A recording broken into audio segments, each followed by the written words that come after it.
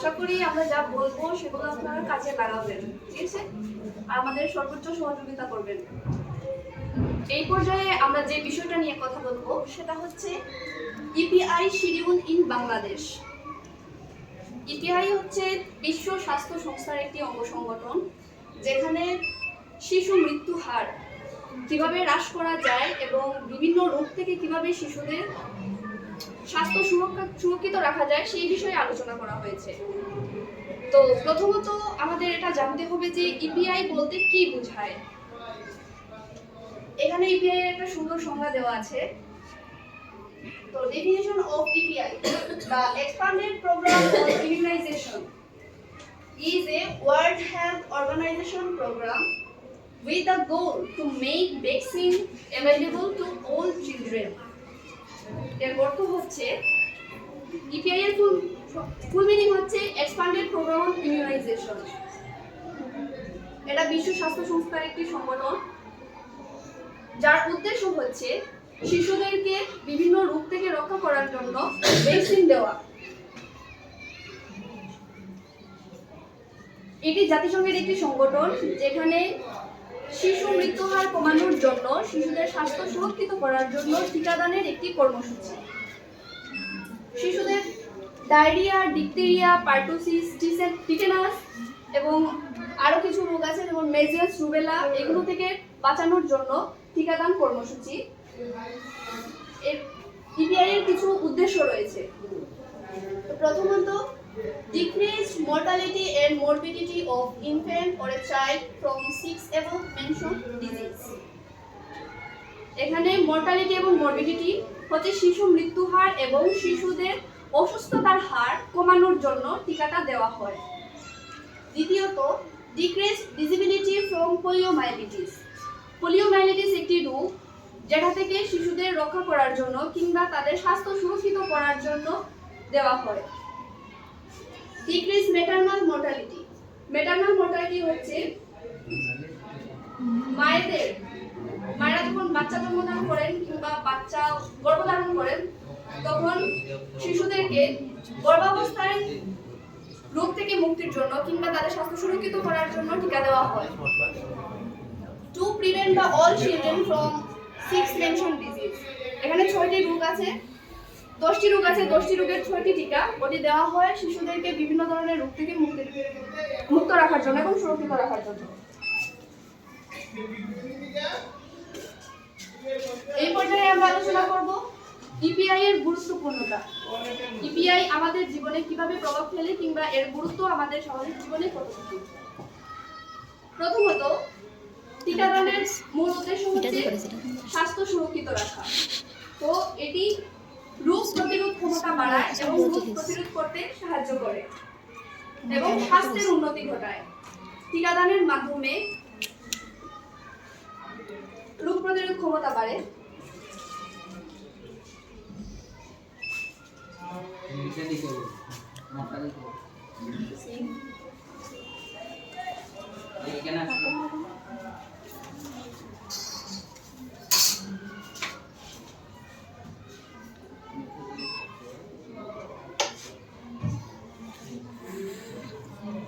এখন আমরা জানবো ইপিআই কিভাবে কাজ করে কিংবা এই ইপিআই সম্পর্কে কিভাবে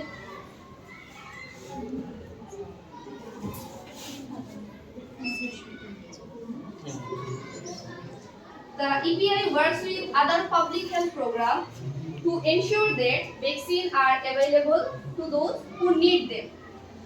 EPI বিশ্ব স্বাস্থ্য সংস্থার একটি সংগঠন যেটি অন্যান্য স্বাস্থ্য খাতের সাথে সহযোগিতা করে এবং অন্যান্য স্বাস্থ্য সেবার সাথে মিলে কাজ করে যাতে যাদের ভ্যাকসিনটা আসলেই দরকার তাদের ক্ষেত্রে পৌঁছে দেওয়া এবং তৃণমূল পর্যায়ে অনেকে আছে যে গ্রামাঞ্চল আছে, অনেকেই আছে যে স্বাস্থ্যসেবা সম্পর্কে তেমন কিছু জানে না, তো ওই প্রত্যন্ত অঞ্চলে টিকাদান কর্মসূচিটা যাতে পৌঁছে যায় সেই বিষয় নিয়ে কাজ করে।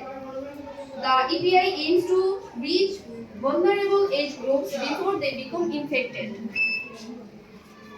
টিকা দেওয়া হয় যাতে শরীরের রোগ প্রতিরোধ ক্ষমতা বৃদ্ধি পায় এবং কিছু টিকা দেওয়া হয়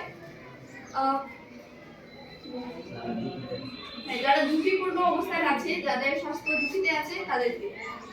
The EPI focus on decreasing the number of people who get sick and die from infectious disease. এবং সংক্রামক রোগ থেকে বাঁচানোর জন্য টিকাটা দেওয়া হয়। তো এই পর্যায়ে বাংলাদেশের ইপিআই যে শিডিউলটা আছে এইটা নিয়ে আলোচনা করবে রিমা শুক্রবার। এর আগে একটু কথা বলি যে ওই যে এখন যে সেকশনের মানে অথবা এখন যে সেশনটা নেওয়া হইতেছে যে বিষয়টা নিয়ে আলোচনা করতেছে আপনারা কি বুঝছেন কি না কোন বিষয় নিয়ে আলোচনা করা হইতেছে বুঝছেন? এটা হচ্ছে এই যে বাচ্চাদেরকে টিকা দেওয়া হয় না, বাচ্চাদেরকে টিকা দেওয়া হয় কিনা? আপনারা টিকা নিছেন, নেওয়া হয়েছে না? আপনারা টিকা নিছেন না? 5 বছর 6 বছর যে সময় হয়েছেন তখন তো আপনারা একটু হইলেও বুঝেন যে আমার শরীরের মধ্যে ইনজেকশন দিতেছে এই সেই, এটা বুঝছেন না? তো এই টিকাটা অনেকেই যারা 15 বছর আছে তাদেরকেও টিকা দেওয়া হয়েছে না? এই টিকাগুলো মানে কোন কোন রোগের উদ্দেশ্যে এই টিকাগুলো দেওয়া হয় এবং কি কি পরিমাণে তাকে কোন দিকে দেওয়া হয়, মানে মাংসে দেওয়া হয় না চামড়ার নিচে দেওয়া হয়, এটা নিয়ে এখন আলোচনা। কথা বুঝছেন? ঠিক আছে, ধন্যবাদ চৈতিকে।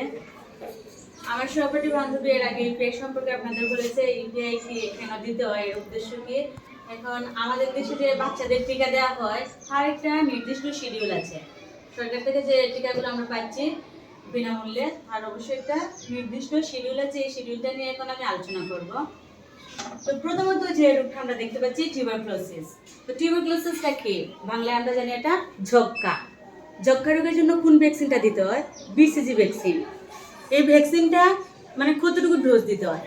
0.05 ml ডোজ দিতে হয়। তারপর হচ্ছে নাম্বার অফ ডোজ, মানে এই বিসিজি ভ্যাকসিনটা কয়টা ডোজ পাবে একটা বাচ্চা?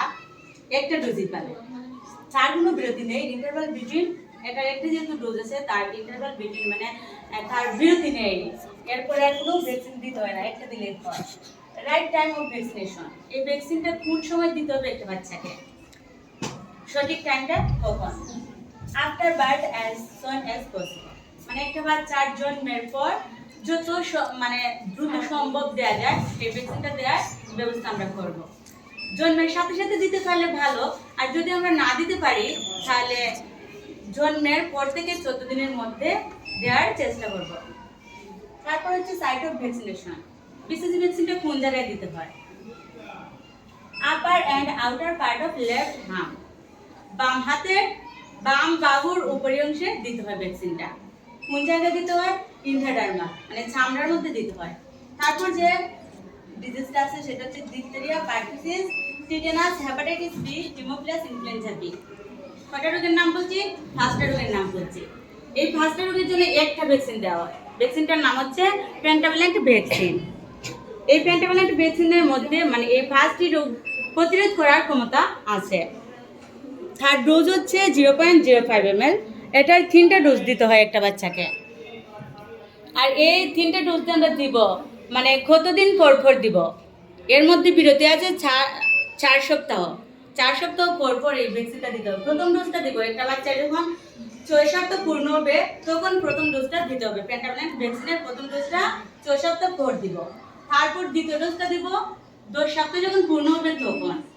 আর তৃতীয় ডোজটা দিতে হবে যখন একটা বাচ্চা 14 সপ্তাহ পূর্ণ হবে জন্মের পর থেকে, তখন তৃতীয় ডোজটা দিতে হবে। তো এই ভ্যাকসিনটা দিতে হবে কোথায়? Upper and outer part of mid thigh. Thigh বলতে আমরা কি বুঝি? উরু। উরু কি বুঝো? উরুর মধ্যে বহিরাংশের মধ্যভাগে দিতে হয় ভ্যাকসিনটা। যেটা দিতে হয় মাংসের মধ্যে, মানে মেডিকেল টার্মে বলা হয় ইন্ট্রামাসকুলার। তারপর হচ্ছে নিউমোকক্কাল নিউমোনিয়া। নিউমোনিয়া রোগ সম্পর্কে অবশ্যই সবাই আমরা জানি যে এটা একটা ফুসফুসের রোগ। তো নিউমোনিয়ার জন্য যে ভ্যাকসিনটা দিতে হয় পিসিবি। পিসিবি ভ্যাকসিনটা দেওয়া হয় নিউমোনিয়ার জন্য। এটা ডোজ হচ্ছে 0.05 ml। তার জন্য কয়টা মানে ভ্যাকসিন দিতে হয়? 3টা ভ্যাকসিন দিতে হয়। এটার 3টা ভ্যাকসিন দিতে হয় কতদিন পর পর? মানে 4 সপ্তাহ পর পর। আমরা পেন্টাভ্যালেন্ট ভ্যাকসিনটা যেভাবে দিয়েছি পিসিবি ভ্যাকসিনটাও সেম মানে 4 সপ্তাহ পর পর দিতে হয়। তো প্রথম ডোজটা দিব ঠিক পেন্টাভ্যালেন্ট ভ্যাকসিন যেভাবে দিয়েছিলাম। বাচ্চার 6 সপ্তাহ যখন পূর্ণ হয়েছে ঠিক সেভাবে পিসিবি ভ্যাকসিনটাও প্রথম 6 সপ্তাহ যখন পূর্ণ হবে তখন প্রথম ডোজটা দিতে হবে। তারপর দ্বিতীয় ডোজটা দিব 10 সপ্তাহ পূর্ণ হলে, আর তৃতীয় ডোজটা দিতে হবে 14 সপ্তাহ পূর্ণ যখন হবে তখন। এই ভ্যাকসিনটা দিতে হবে কোথায়? Upper and outer part of mid thigh. এটা দিতে হবে ডান উরুতে। আগে আমরা দিয়েছি মানে পেন্টাভ্যালেন্ট ভ্যাকসিনটা দিব ডান উরুতে, আর পিসিবি ভ্যাকসিনটা দিব বা উরুতে। এটাও মাংসের মধ্যে দিতে হয়, মাংসপেশিতে। তারপর যে রোগটা আছে পোলিওমাইলিটিস। পোলিওমাইলিটিস এর জন্য 2টা ভ্যাকসিন দিতে হয়, ওপিভি, আইপিভি। ওপিভি মানে হচ্ছে ওরাল পোলিও ভ্যাকসিন। আমরা যখন মানে স্কুলে আসি তাইলে আমরা অনেক সময় দেখে থাকি আমাদের ছোট ভাই বোনদের যখন পোলিও ভ্যাকসিন খাওয়ানো হয়, পোলিও ওই যে লাল ছোট ছোট থাকে এগুলা খেতে যখন খায় খুব মিষ্টি লাগে খেতে, তাই না? আমরা সবাই এটা চিনি। তো পোলিও ভ্যাকসিনটা দিতে হয়। এটা কয় ফুটা করে খাওয়াতে হয় বাচ্চাকে? 2 ফুটা, 2 ডোজ। পোলিও ভ্যাকসিনটা ঠিক 4 সপ্তাহ পর পর দিতে হয়। এটা খাওয়ানো হয় মুখের মাধ্যমে। তারপর হচ্ছে আইপিভি। আইপিভি কতটুকু দিতে হবে একটা বাচ্চাকে? আইপিভি দিতে হবে 0.05 ml। একটা ডোজ হচ্ছে 2টা ডোজ দিতে হয়। সেটা 8 সপ্তাহ পর পর দিতে হয়। যখন একটা বাচ্চার 4 সপ্তাহ পূর্ণ হবে জন্মের পর থেকে তখন দেবো প্রথম ডোজ, আর দ্বিতীয় ডোজটা দেবো যখন 14 সপ্তাহ পূর্ণ হবে। এটা দিতে হয় কোথায়? Upper and outer part of left arm. এটা আবার বাম বাহুর উপরাংশে দিতে হয়। এটা মাংসপেশিতে আমরা দিব। তারপর যে ডিজিজটা নিয়ে আলোচনা করব সেটা হচ্ছে মিজলস এন্ড রুবেলা, হাম এবং রুবেলা। তো এটার জন্য একটা ভ্যাকসিন দিতে হয়। সেই ভ্যাকসিনটা হচ্ছে এমআর ফার্স্ট এবং এমআর সেকেন্ড, মানে 2টা ডোজ দিতে হয়। তো প্রথম ডোজটা দিব যখন একটা বাচ্চার জন্মের পর থেকে 9 মাস পূর্ণ হবে তখন প্রথম ডোজটা দিব, আর দ্বিতীয় ডোজটা দিব কখন? যখন 15 মাস পূর্ণ হবে। তো সেই ভ্যাকসিনটা দিতে হয় কোথায়? সাবকিউটেনিয়াসে, মানে চামড়ার নিচে। এখন আমার পরবর্তীতে সহপাঠী বন্ধু যে আউটবাগ করে শিডিউলটা নিয়ে আলোচনা করবে, টিটি ভ্যাকসিন নিয়ে। এখানে আমার আলোচনা শেষ।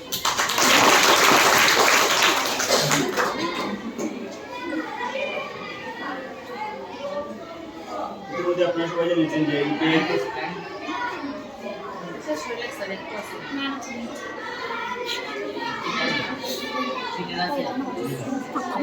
Vale, mi de ঠান্ডা ভাবে দাঁড়াইতেছে সেটা চলে গেছে জানাইছে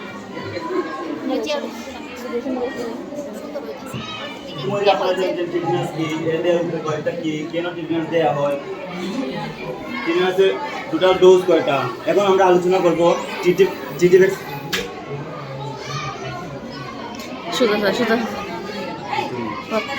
এখন আমরা আলোচনা করব টিটি ভ্যাকসিন নিয়ে। টিটি ভ্যাকসিন আসলে কি? এটা হচ্ছে ধনুষ্টঙ্কারক। ধনুষ্টঙ্কারক কোন ধরনের চিনি? ধনুষ্টঙ্কারক সবাই চিনি। ধনুষ্টঙ্ক হলো আসলে এক ধরনের ব্যাকটেরিয়া জনিত রোগ। ব্যাকটেরিয়া কি? ব্যাকটেরিয়া হচ্ছে এমন একটি জিনিস যার মানব দেহে প্রবেশ করার পরে মানুষের রোগ প্রতিরোধ ক্ষমতাকে কমিয়ে দেয়। এবং কোন ব্যাকটেরিয়ার জন্য আসলে টিটেনাস হয়ে থাকে? টিটেনাস হয়ে থাকে mycobacterium tuberculosis, mycobacterium Clostridium tetanus হয়। ব্যাকটেরিয়ার কারণে হয়ে থাকে টিটেনাস। টিটেনাস হওয়ার লক্ষণগুলো কি? টিটেনাস হলে প্রথমেই শরীরের মধ্যে প্রচুর পরিমাণে খিঁচুনি ওঠে। তারপর এছাড়াও আরো কিছু লক্ষণ রয়েছে টিটেনাসের। লক্ষণগুলো হলো প্রচুর পরিমাণে মাথা ব্যথা থাকে, গাম থাকে, শরীরে প্রচুর পরিমাণে গাম থাকে। তারপর খাবার গিলতে সমস্যা হয়, গলা দিয়ে খাবার গিলতে সমস্যা হয়। টিটেনাস হলে 3 থেকে 21 দিনের মধ্যে টিটেনাস ধরা পড়ে। কিভাবে জানবো যে আমাদের টিটেনাস হয়েছে? আমাদের যে মাড়ি আছে, চোয়াল আছে, চোয়ালে প্রচুর পরিমাণে কনভালশন হবে। এখন আমরা জানবো টিটেনাস ভ্যাকসিন সম্পর্কে। আচ্ছা, এই টিটেনাস নিয়ে আলোচনা করতেছেন, এর আগে একটু আলোচনা করা প্রয়োজন আমাদের। আপনাদের এখন 14 থেকে 15 বছর বয়স না? এই যে দেখেন এখানের মধ্যে আছে লেখা, এই যে 15 বছর বয়স হলে যথাশীঘ্র, মানে 15 বছর পরে থেকে এই টিকাটা দেওয়ার প্রয়োজন হয়। তো এখন কিন্তু আপনাদের অনেকেই আছে আর কি, এখানে মধ্যে থেকে টিটি টিকা নিচ্ছেন, কে কে আছেন? হাত তুলা দিলে এই যে 3 জন আছে, এই যে 5 জন, ঠিক আছে, 6 জন। তাহলে বাকি যারা আছেন আপনারা টিটি টিকা নেবেন। এখন এখানে টিটি টিকা নেওয়া হলো। আচ্ছা শুনুন, কেন টিটিকে এখানে নেওয়া হয়তো বলতে পারবেন? উনি কিন্তু কিছু আলোচনা করছে এখানে মধ্যে। টিটিকে এখানে নেওয়া হয়তো কেন নেওয়া হয়তো বলেন, আপনি বলেন কেন টিটিকে এখানে নেওয়া হয়তো বলেন। এই যে আপনি বলেন। বলতে পারবেন কিন্তু? আচ্ছা শুনুন, কারণ হচ্ছে আমাদের মহিলাদের এই গণসংখ্যার হওয়ার সম্ভাবনা বেশি থাকে। কিসের জন্য? ওই যে আমাদের বাচ্চা প্রসবের সময় অথবা অন্য কোনো যে কোনো প্রসবকারী কাজকর্ম করলে তখন দেখা গেছে যে গণসংখ্যার যে জীবাণুটা, এই যে ক্লস্ট্রিডিয়াম টিটানি বলছেন, এই জীবাণুটা বেশি পরিমাণে থাকে আমাদের প্রসবকারীতে অথবা এই কি বলে মাটিতে বেশি থাকে। তো আমরা মাটির সংস্পর্শে বেশি সময় যাই না প্রসবকারী কাজ করতে হইলে, তখন দেখা গেছে যে একজন মহিলার বেশি পরিমাণে এই যৌনসংখ্যা হইতে পারে।